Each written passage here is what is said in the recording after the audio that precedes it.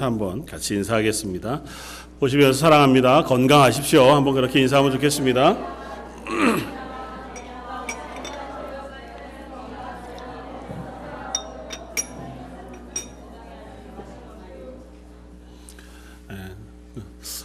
환절기라서 그렇기도 하지만 이제 건강에 대한 것들이 많이 기도의 제목이 되는 것 같아 보여요.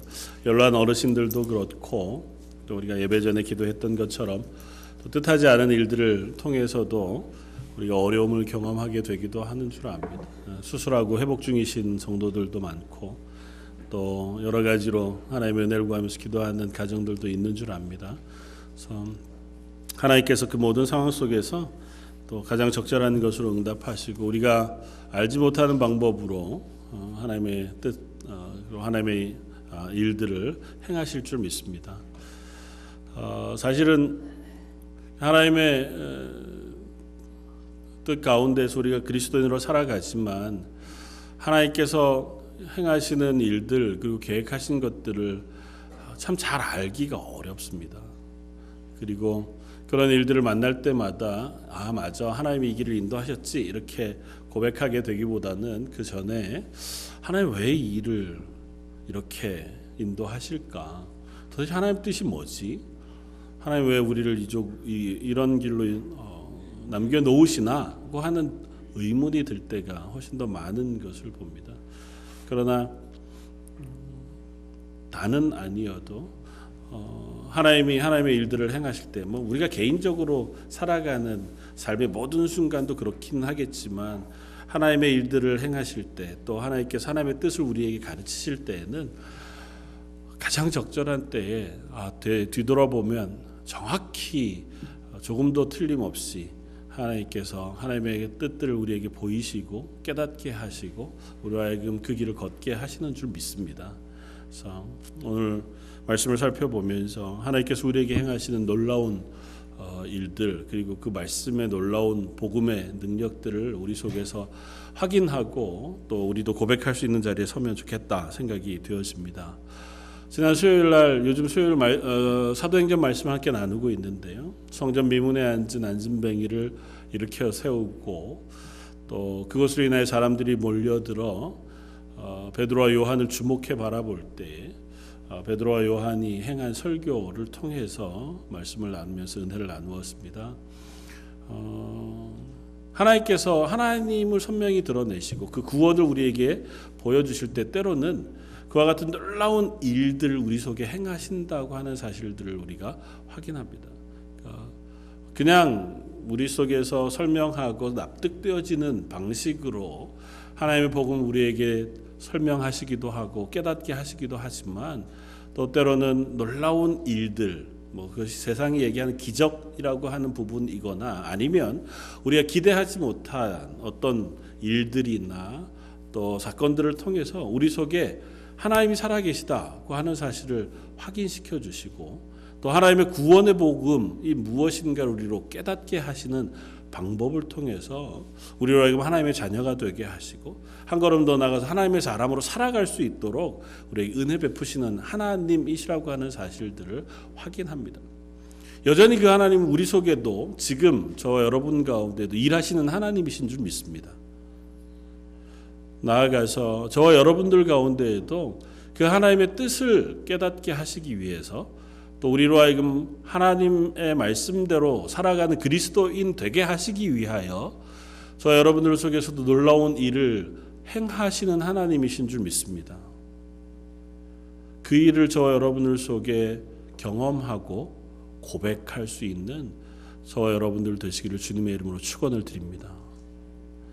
이게요 사실은 많이 체험이 사라진 시대가 됐어요.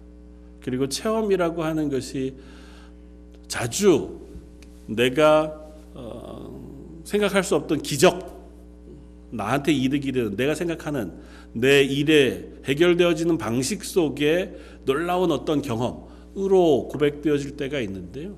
그러나 하나님이 행하시는 놀라운 일들, 기적, 이적은 대부분 사인이라는 표현으로 신약 성경에서 번역되어지고요.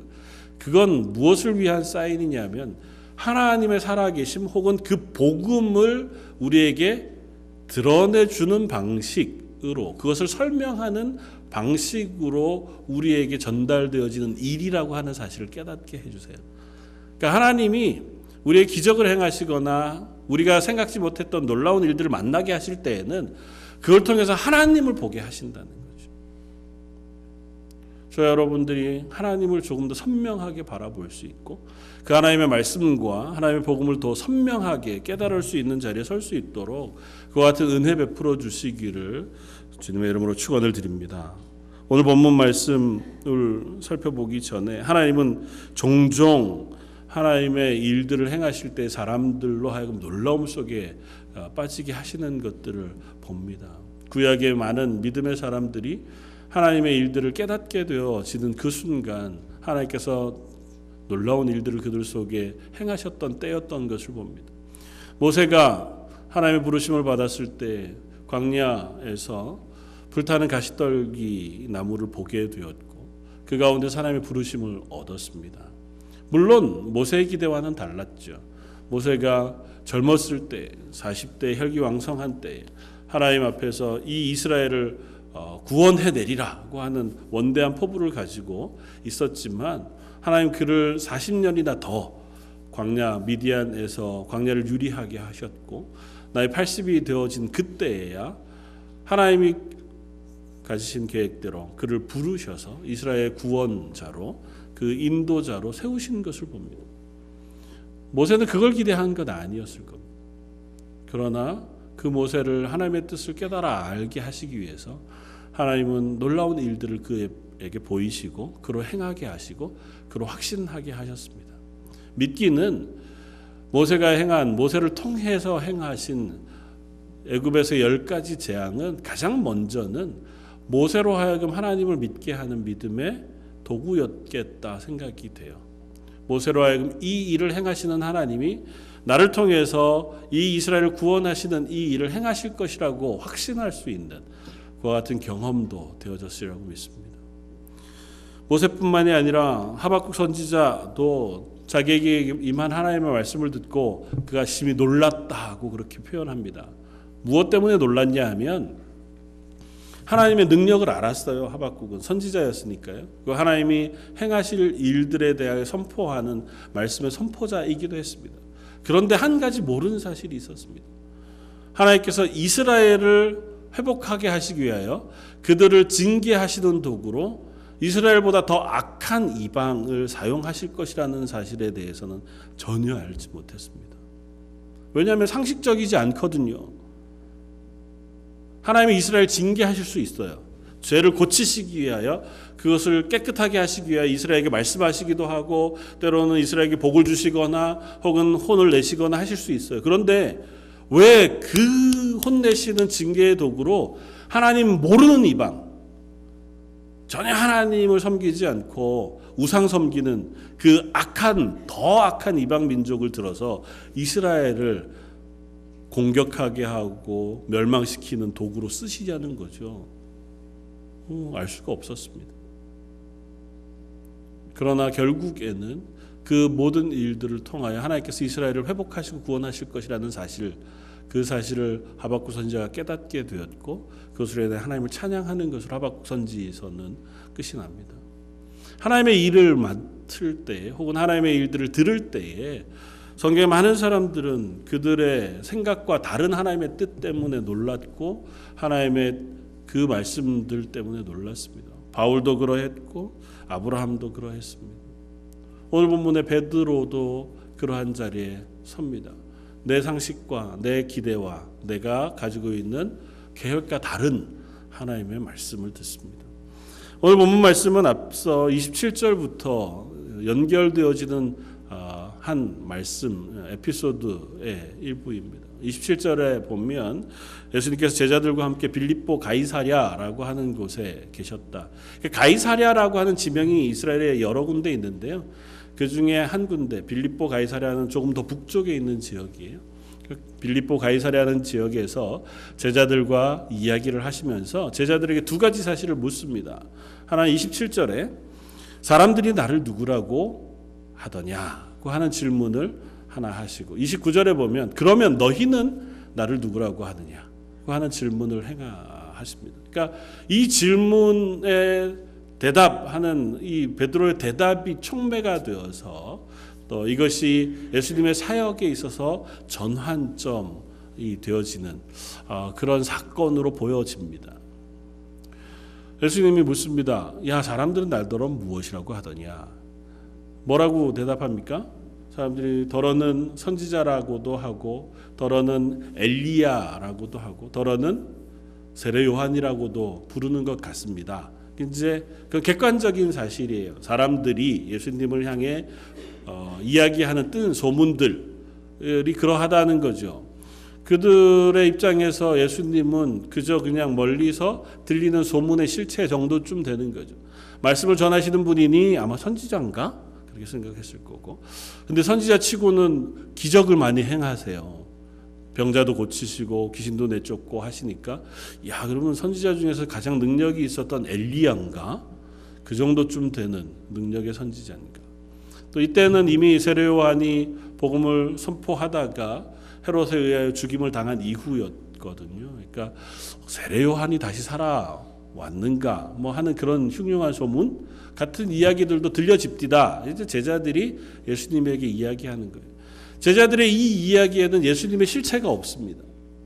예수님이 누구시냐고 하는 고백이 담겨져 있지 않아요. 그러니까 세상이 예수님 혹은 복음을 받아들일 때에 그 대할 때의 일반적인 반응은 이것일 겁니다. 뭐 그냥 예수님이란 분이 있었다고 하되 하나님의 아들이라고는 하는데 잘은 모르겠고 뭐 그분이 전한 말씀은 비교적 들을만 하더라.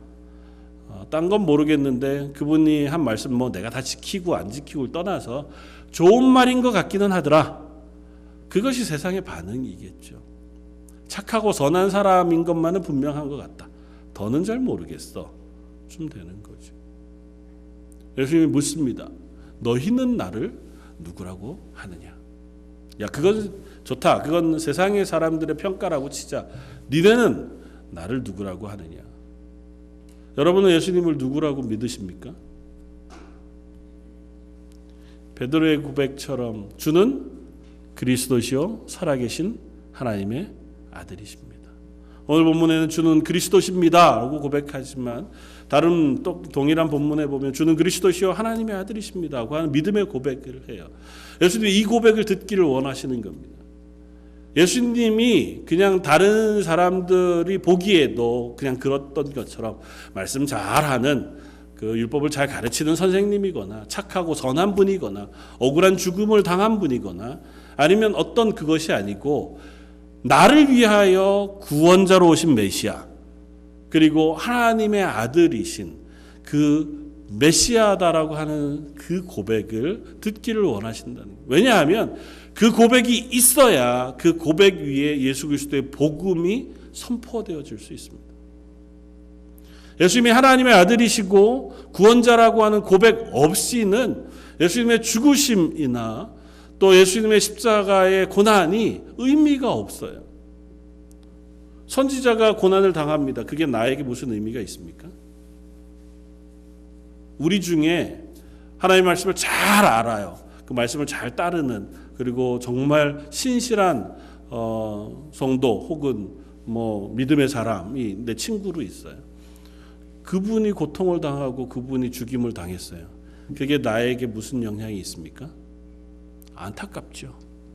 마음 속상하고 그것 때문에 힘들고 그러나 그 사람이 죽었다고 내가 그 죽음 때문에 생명을 얻거나 그것 때문에 하나님이 나를 살려주시거나 하시지는 않잖아요. 선지자여서는 예수님의 죽음과 십자가의 고난이 나에게 의미가 있지 않아요. 그것이 엘리야라 하더라도 세례 요한이라 하더라도 마찬가지입니다.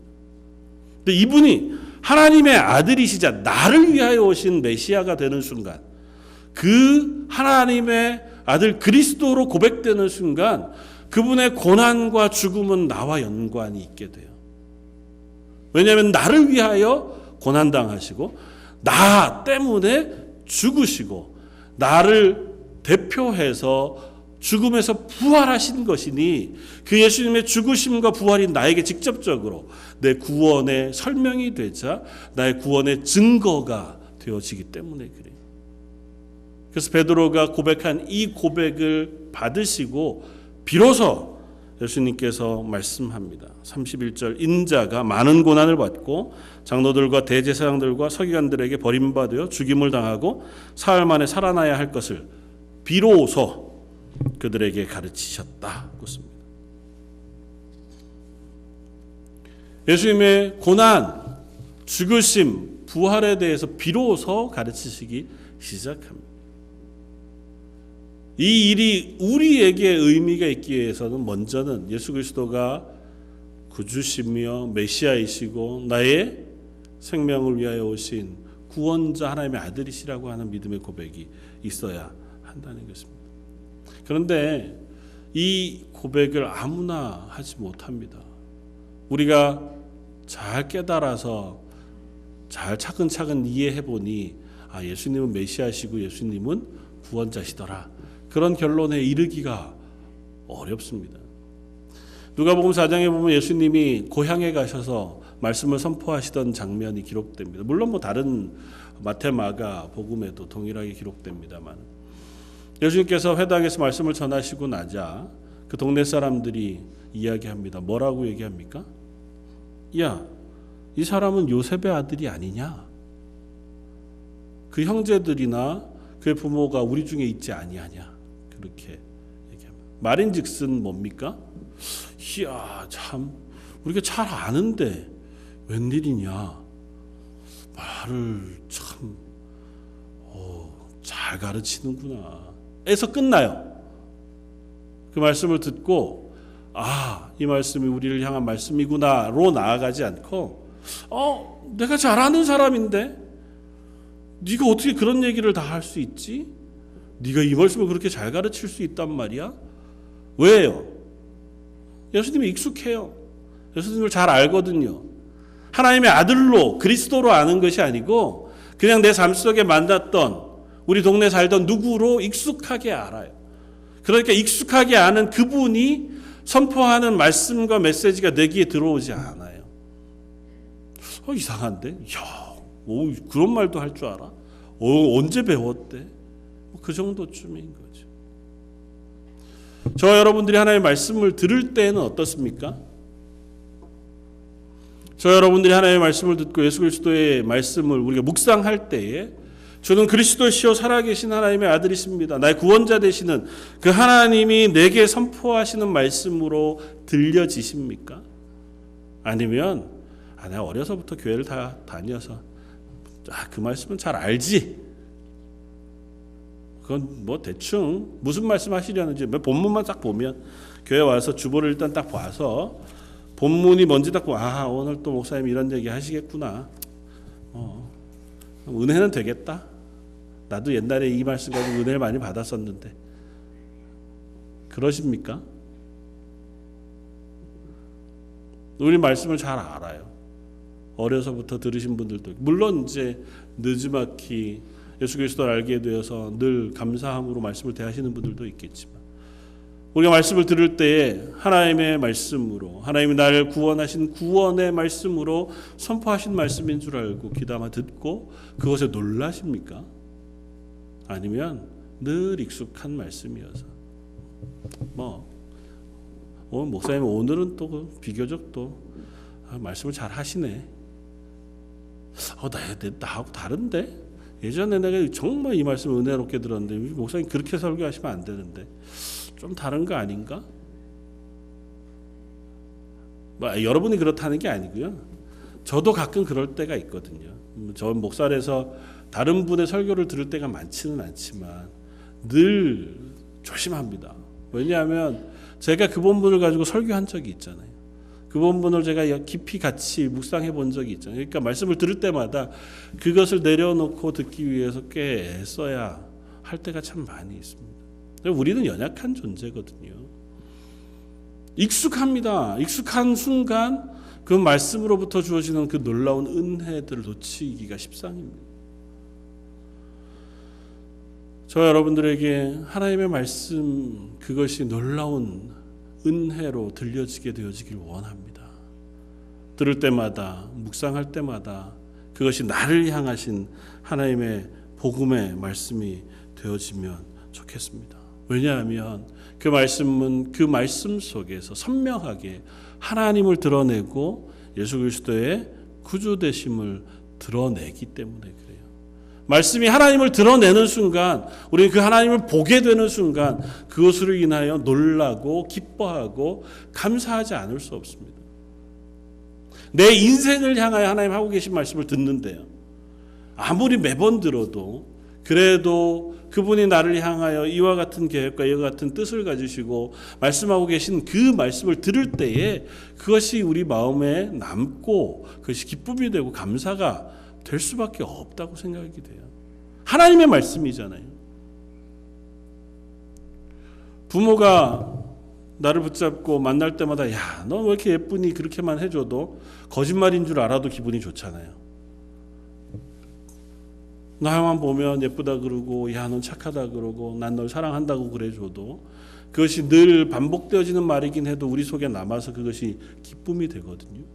하물며 하나님이 저와 여러분들을 향해서 난 널 사랑한다고 말씀하시고 너를 위하여 이와 같은 구원의 계획을 가지고 있었다고 말씀하시고 완성했다고 말씀하시며 오늘도 내가 그 구원의 일을 너희를 위하여 행하고 있다고 말씀하시는데 도 불구하고 말씀을 들었는데 그것이 나에게 아무런 감동이 아무런 은혜가 되지 않을 것이다. 그러기는 쉽지 않지 않겠습니까? 저 여러분들에게 복음이 때로는 생경하고 또 때로는 그 복음 자체로 다시 들려질 수 있는 은혜가 있기를 원합니다. 주목해 바라보고. 그런데 그것은요, 우리가 애쓴다고 되는 것이기 이전에 하나님께서 우리에게 행하신 은혜로 되어지는 일인 줄 믿습니다. 베드로가 이와 같은 고백을 했을 때에 그 고백을 하게 하신 분이 아버지 하나님이신 것을 예수님께서 선명히 말씀하세요. 베드로의 실력이 아니에요. 그건 하나님이 그로 하여금 깨닫게 하신 거예요. 그래서 은혜인 거예요. 그런데 그 고백을 한 베드로가 바로 다음 순간에 예수님께서 십자가에 달려 죽으실 것에 대해 말씀하니까 예수님을 붙들고 항변했다고 했습니다. 예수님 그렇게 하지 마십시오. 예수님 그렇게 하도록 제가 내버려 두지 않겠습니다. 예수님께서 베드로의 말을 듣고 그를 꾸짖습니다. 그리고 이렇게 말씀하세요. 사탄아 내 뒤로 물러가라. 내가 하나님의 일을 생각하지 아니하고 도리어 사람의 일을 생각하는도다. 그 고백을 했으나 베드로에게 또 다시 예수님은 꾸짖습니다. 네가 생각하는 것은 사람의 일이지 하나님의 일이 아니다. 베드로는 그 고백을 했음에도 불구하고 여전히 하나님의 뜻, 하나님의 방법에 대하여 온전하게 깨닫고 순종할 수 있는 자리에 서지 못했습니다.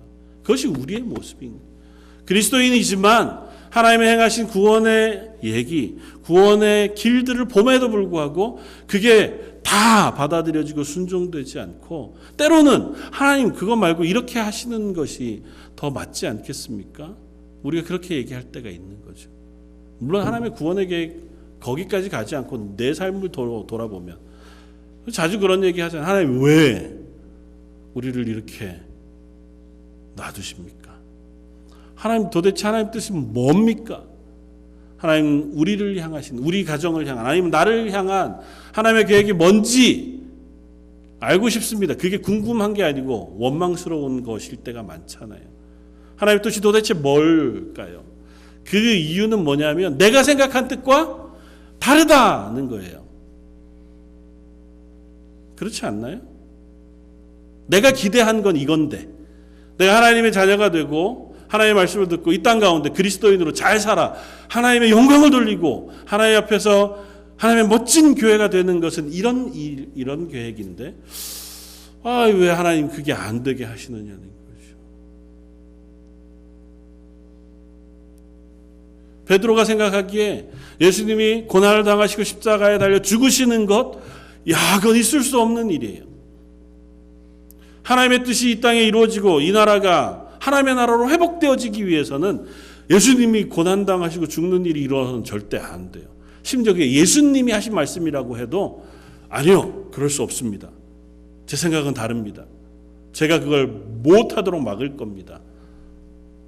베드로의 입장에서는 하나님의 방법을 이해할 방법이 없었어요.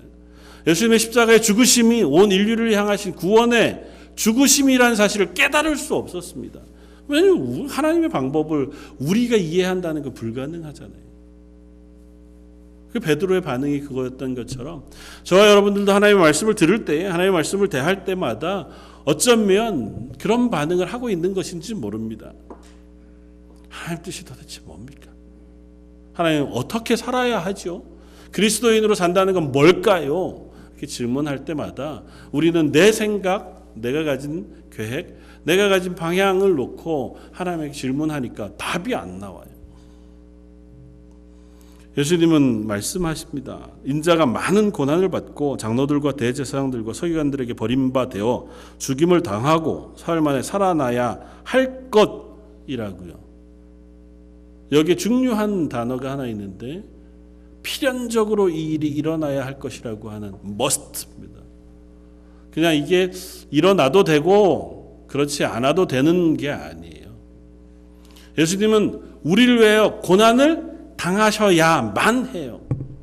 십자가에서 죽으셔야만 하고 죽으시고 사흘 만에 무덤에서 부활하셔야만 해요. 이건 성경이 약속하고 있는 바이자 하나님이 계획하신 계획이고 우리 가운데 완성되어 일어나야만 하는 일이에요. 그래야 하나님의 구원이 우리 속에 일어나요. 그것이 하나님의 계획이에요. 그런데 우리는, 세상은, 사탄은 그것을 즐겨받지 않습니다. 하나님의 주권 가운데 일어나는 일들을 즐거워하지 않아요. 좀 융통성이 있기를 바라요. 우리가 개입할 수 있는 여지가 있기를 바라요. 하나님이 계획하시고 하나님 뜻대로 다 행하시고 하나님 완성하시는 그 안에 우리는 네, 그렇군요, 알겠습니다, 순종하는 것을 익숙해하지 않습니다. 그럼 저는 뭘 할까요? 우리의 역할은 뭐지요? 그와 우리의 마음일 수도 있는 것 같아 보입니다. 베드로에게 예수님 하시는 이 말씀을 우리가 귀담아 들을 필요가 있습니다. 그리고 이 말씀이 지금 당장 베드로가 깨달아 알지 못하는 자리에 섰지만 이 제자들이 성령이 그들에게 임했을 때 이 말씀이 무엇인지 알았습니다. 예수님의 십자가의 의미가 무엇인지 깨달아졌어요. 예수님이 십자가에 죽으셔야만 했던 그 비밀을 그들은 비로소 알았습니다. 저 여러분들이 하나님의 그 구원의 방법을 아는 것 역시 그와 같은 은혜인 줄 압니다. 저 여러분들에게 성령이 임하여 그 말씀을 깨달아 알 수 있게 하셨기에 우리가 하나님의 말씀을 아는, 그리고 그 구원의 길을 깨달아 이해하는 자리에 설 수 있는 사람들 되어진 줄 믿습니다. 그런 우리들에게 예수님이 그 다음을 말씀하세요. 우리를 그 말씀을 깨닫게 하시는 분은 하나님이시지만 그 다음에는요, 우리가 그 말씀을 따라 그 구원의 증거자로, 이 땅 가운데 그 제자로 살아낼 것을 명령하고 계시다는 것입니다. 예수님께서 베드로에게 말씀을 하시고 나서 34절에 무리와 제자들을 불러 이르시되 누구든지 나를 따라오려거든 자기를 부인하고 자기 십자가를 지고 나를 따를 것이다 라고 선언하십니다. 앞에 본문과 연결되는 말씀으로 이해되기가 좀 어려워요. 매끄럽게 연결되어져 설명되기가 쉽지 않잖아요. 예수님은 예수님의 죽으심과 십자가에 대해서 선포하시고 그거를 막는 베드로에게 그건 사람의 생각이지 하나님의 뜻이 아니라 그렇게 그를 꾸짖으십니다. 그리고 뒤돌아서셔서 제자들과 무리들에게 말씀하세요. 누구든지 나를 따라오려거든 자기 십자가를 지고 자기를 부인하고 자기 십자가를 지고 나를 따를 것이다. 예수님이 이 말씀을 왜 하실까요? 예수님이 가실 길이 그러해요. 자기 십자가를 지고 자기의 생명을 버려 온 세상을 구원하시는 그 길을 가실 거예요. 그리고 그 구원으로 인하여 하나님의 백성 되어진 우리들이 그 복음 앞에 서서 반응할 것은 다른 게 아니고 그 복음을 따라서 예수님의 뒤를 따라 살아가는 삶이라고 하는 사실을 예수님 말씀해 주고 있는 거예요. 베드로는 얘기합니다. 아니요, 그렇게 하지 마십시오. 제가 예수님 안 다치게, 예수님 죽지 않도록 최선을 다해서 보호하고 제가 그 일이 일어나지 않도록 하겠습니다. 아니다. 네가 할 일은 그게 아니야. 구원은 하나님의 영역이에요. 그건 하나님의 계획을 따라 하나님이 완성하실 거예요. 저 여러분들을 하나님의 사람으로 부르셔서 하나님의 구원을 완성하시는 것, 여전히 우리 속에 지금도 하나님이 하시는 일일 것.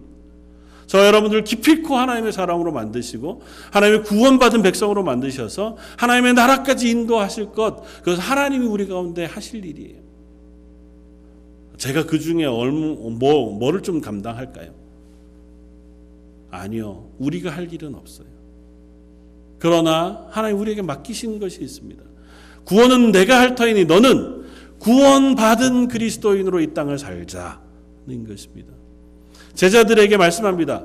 예수님 십자가 가는 거 막고 서서 예수님 보호하려고 하지 말고 그건 너희를 위한 구원의 길, 내가 가야 할 길이고 너희는 그 구원받은 제자로 이 땅 가운데 내 뒤를 따라 오는 것이 필요하다. 어떻게? 자기를 부인하고 자기 십자가를 지고. 예수님이 그러셨던 것처럼 자기를 부인하고 뭘까요? 제자들이 자기를 부인하고 예수를 따른다는 건 뭘까요? 내 생각 가지고 내가 주인이 되어서 내가 주체가 되어서 예수님의 뒤를 따르는 게 아니고 말씀하신 것에 순종하여 가는 거예요. 내 생각은 좀 다른데 내 뜻은 다르지만 말씀하시니 제가 순종하겠습니다. 제가 밤이 맞도록 수고하여 그물을 던졌지만 물고기를 한 마리도 못 얻었습니다. 그러나 말씀에 의지하여 그물을 던지겠습니다. 우리에게 하나님께서 명하시는 건 그거예요. 내가 생각하기엔 이 방법이 아닌데. 내가 보기에는 이렇게 해가지고는 안 되는데. 하나님, 온 세상에 하나님의 교회들이 이렇게 연약해지고 또 예수 믿는 사람들이 이렇게 연약해지고 이렇게 해서 어떻게 될까요? 물론 우리가 그 앞에서 바로 살아야죠. 나 그것 전에 내가 말씀하신 것에 순종하는 것으로 그리스도인으로 서는 것이 더 중요하다 생각이 되었습니다. 하나님 말씀하시면 자기를 부인하고 네, 알겠습니다. 순종하겠습니다. 그게 참 어렵죠. 하나님 말씀을 쭉 읽다가 보면 어글이 되는 부분이 있는가 하면 그렇지 않은 부분도 있잖아요. 그런데도 불구하고 말씀하셨으니 이게 하나님 기뻐하시는 뜻인 줄 알아서 제가 그것대로 살아가고 싶습니다. 그렇게 결정하는 게 참 쉽지 않아요. 그럼에도 불구하고 그것을 선택하는 것, 그리고 그 길을 걷는 것이 하나님 우리에게 맡기신 일인 줄 압니다. 그리고 그것을 통해서 예수 그리스도의 복음을 우리로 하여금 전하게 하시는 줄 믿습니다. 사랑하는 성도 여러분, 저 여러분들의 걸음이 그렇게 예수 그리스도의 뒤를 따르는 사람들이었으면 좋겠습니다. 그 길은 한 걸음 더 나아가면 이렇게 예수님이 말씀하십니다. 37절, 사람이 무엇을 주고 자기 목숨과 바꾸겠느냐? 누구든지 음란하고 죄 많은 세대에서 나와 내 말을 부끄러워하면 인자도 아버지의 영광으로 거룩한 천사들과 함께 올 때에 그 사람을 부끄러워할 것이다. 그러면서 36절을 이렇게 했습니다. 누구든지 온 천하를 얻고도 목숨을 잃으면 그게 무슨 의미가 있겠냐? 우리는 사실은 이 세상 가운데 무엇인가를 소유하는 것, 또 무엇인가 명예를 얻는 것, 남들 앞에 이름을 얻는 것, 인정받는 것에 목말라 합니다. 그리고 그것이 우리를 살아가게 하는 한 동력이 되어지기도 하죠. 예수님 말씀합니다. 그게 무슨 의미가 있니? 너희가 생명을 잃으면 하나님의 구원의 그 복음, 그것으로 인하여 구원받는 그 생명을 잃으면 너희 이 세상에 얻은 것들 혹은 이 세상에서 얻은 명예들, 남들의 인정이 무슨 의미가 있겠냐? 그러지 말고 어떻게 해요? 이 음란하고 험악한 세상 속에서 하나님을 인정하고 그 복음에 순종하는 자리에 서서 하나님의 사람으로 살아가자. 그것이 복음에 반응한 하나님의 사람들의 삶인 줄 믿습니다. 그리고 그와 같은 길을 걷기 위해서 하나님 우리들에게 은혜 베푸시기를 기뻐하시는 줄 믿습니다. 기도하면서 그 길을 걸을 수 있기를 원합니다. 하나님, 제가 저의 자아 혹은 내 이성, 그것을 내려놓고 하나님 말씀에 순복하여 하나님 뜻대로 살아가는 그 길을 선택하고 그 길을 걸어갈 수 있도록 은혜 베풀어 주십시오. 하나님의 은혜가 아니고는 불가능한 줄 압니다.